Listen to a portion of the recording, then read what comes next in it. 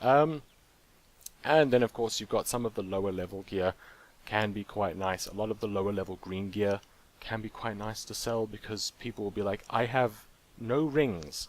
Wouldn't it be nice if you could go quickly get a couple of green rings off the auction house? So think about that, you know, it helps them gear up a little bit quickly. I know myself, if I'm leveling with like a level 1 or something, I will be like, are there any rings that I could use at level 1? Because maybe I want to send those through because I feel like it. Because I want to be buff and just kill things a little bit faster.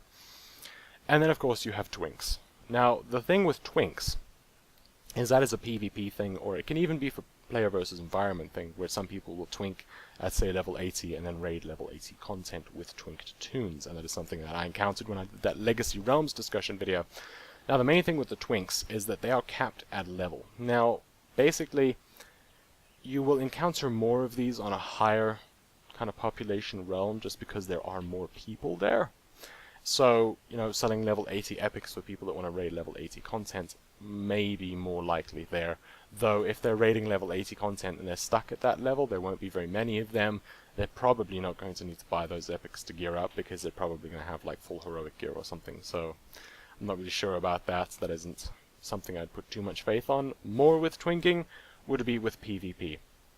And now with PvP, what you really need to do is think about the brackets of PvP, the kind of levels that would be in that battleground.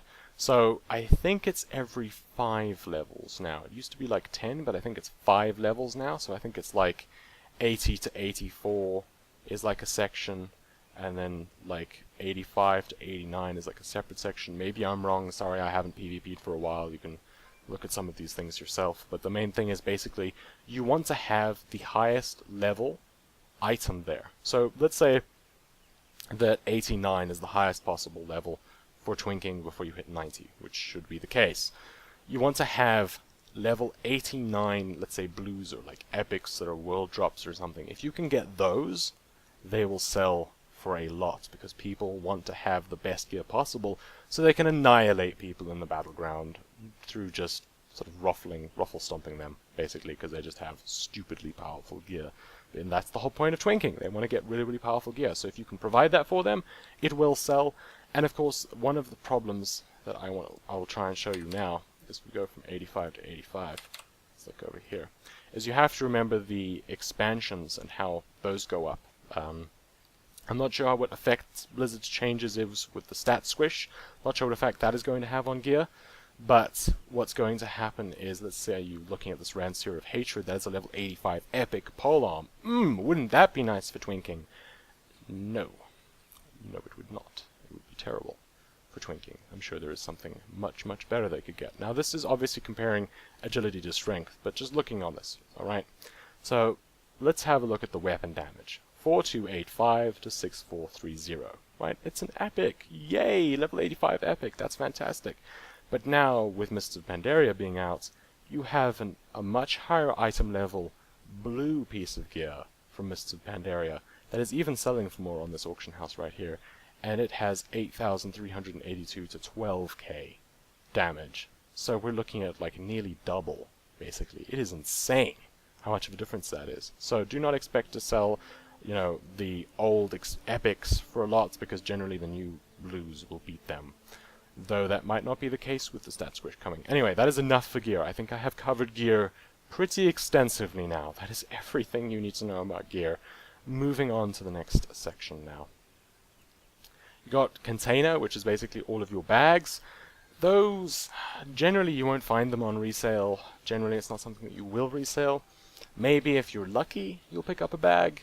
Different bags sell at different kind of rates. So a netherweave bag will sell pretty quickly, but a, let's say, inscription bag, the highest level of that, might not sell quite so quickly. So it's got like a little bit of patience there, but if you can pick it up at a fantastic price, then hey, give it a shot. Try it out. I've never really been able to find any bags on resale though, so I can't quite comment on how good they are for that, I'm afraid, because they're just so rare to ever find someone who doesn't know what they're doing when they're posting those.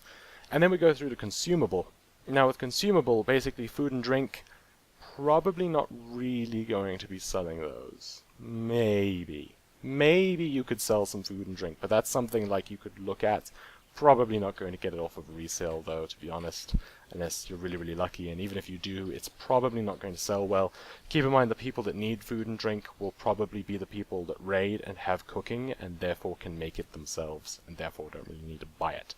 So I've experimented with it a little bit. Yes, it can sell sometimes. Some people might be like, oh no, it doesn't, or oh yes, it does. I have actually sold some food and drink. I've even sold previous expansions kind of food and drink, like some Outland food and drink and like food mats and stuff, and that was pretty cool. But it never sold really, really quickly, and it never sold really, really well, but sometimes I could pick up a little bit of gold, but again, it's not really a fast seller. Thanks for watching, and that's it for part 2. The thumbnail on the left will take you through to the first part, where I blabber more about gear.